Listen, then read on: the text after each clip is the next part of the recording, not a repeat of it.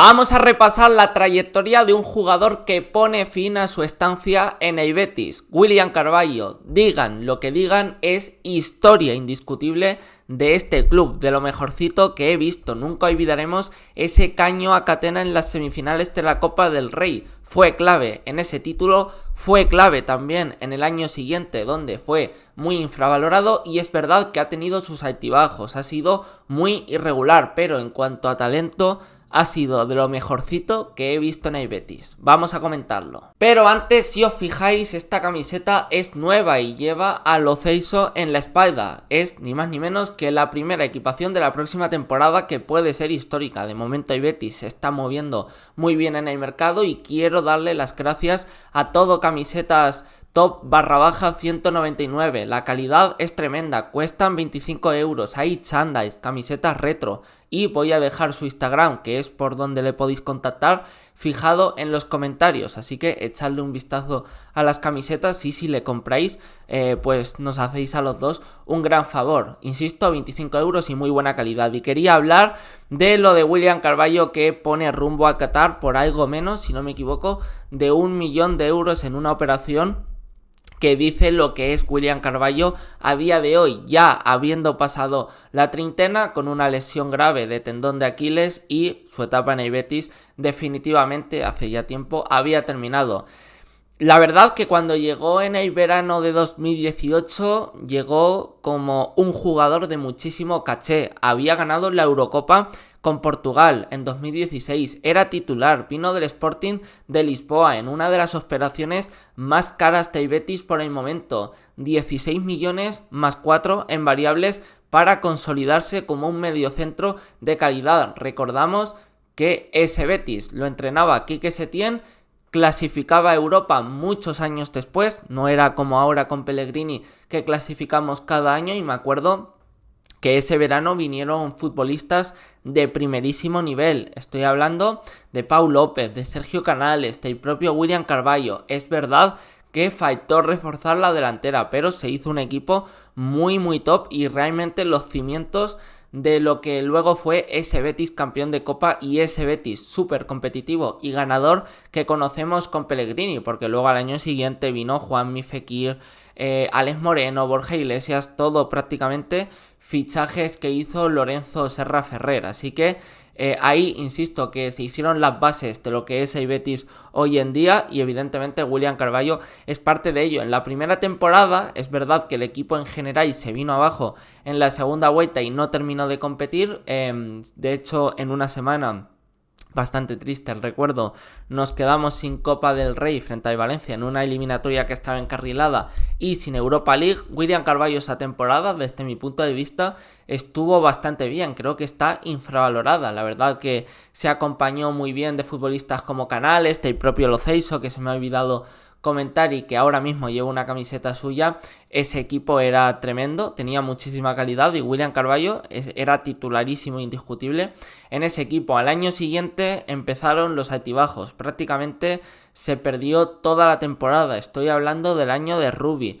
muchos problemas en la espalda. El centro del campo era un chiste, jugaban Guardado, Captún, hasta llegó a jugar Edgar ahí de pivote, o sea, un desastre el centro del campo del equipo, súper debilitado, hasta el punto de que en invierno se ficharon 2 centrocampistas, Aleña y un Guido Rodríguez, que posteriormente fue otro fichaje clave.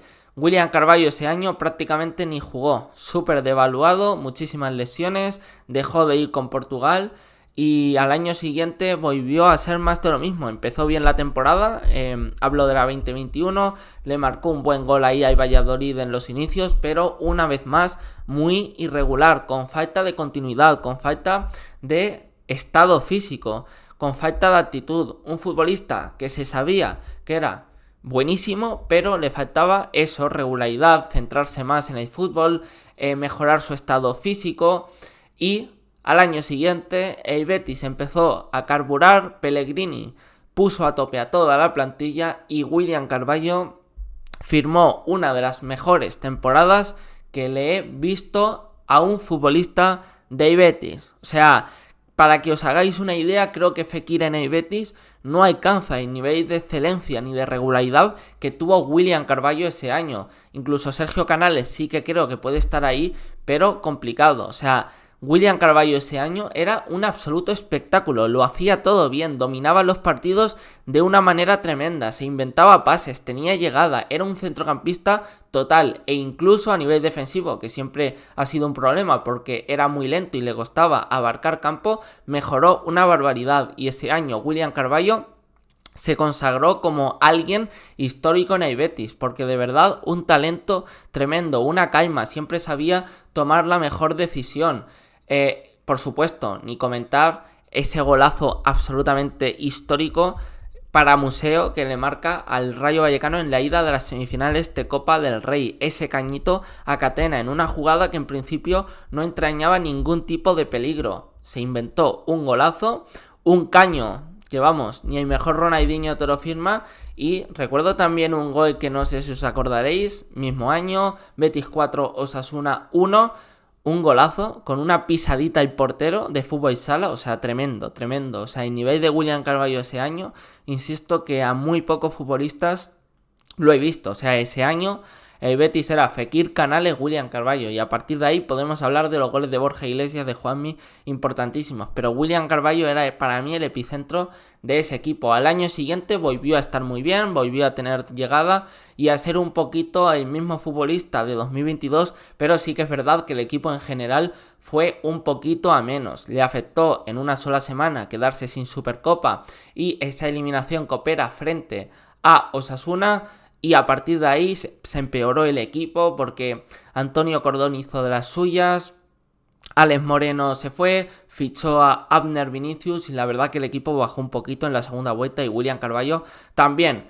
Ese año sonó mucho para irse y visto lo visto, una pena que no se fuera porque los 2 últimos años le ha sobrado bastante. En la 23-24 volvió a las andadas, no se hizo con un puesto ni siquiera como titular con regularidad porque Marc Roca se lo quitó.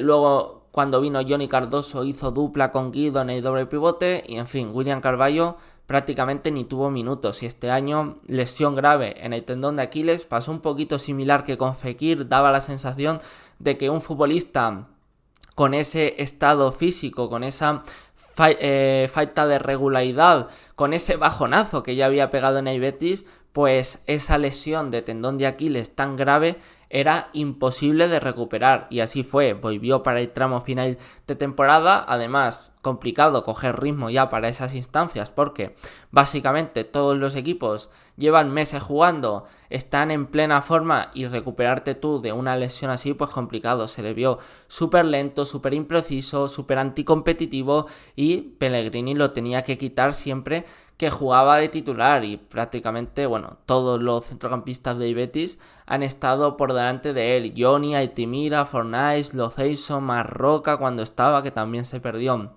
el final de temporada, así que se retira de Betis un futbolista, insisto, completamente histórico, sobre todo por esa temporada de la Copa del Rey. Fue un futbolista absolutamente capital y yo por lo menos en el Betis lo voy a recordar con mucho cariño, pese, insisto, a sus desconexiones. Ahora el Betis se tiene que mover porque pierde también a Johnny Cardoso y para mí no puede debilitar ni una sola posición de la plantilla respecto a lo que había el año pasado.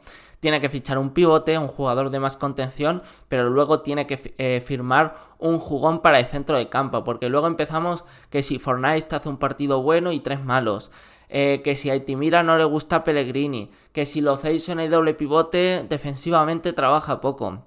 Si fichamos un centrocampista de calidad, que mueva el balón de un lado a otro y que haga jugar el equipo y ayudéis con salida de balón, de verdad que de antemano nos curamos en salud. Así que 2 futbolistas para el centro del campo. Dicho esto, suscribiros y nos vemos en el siguiente.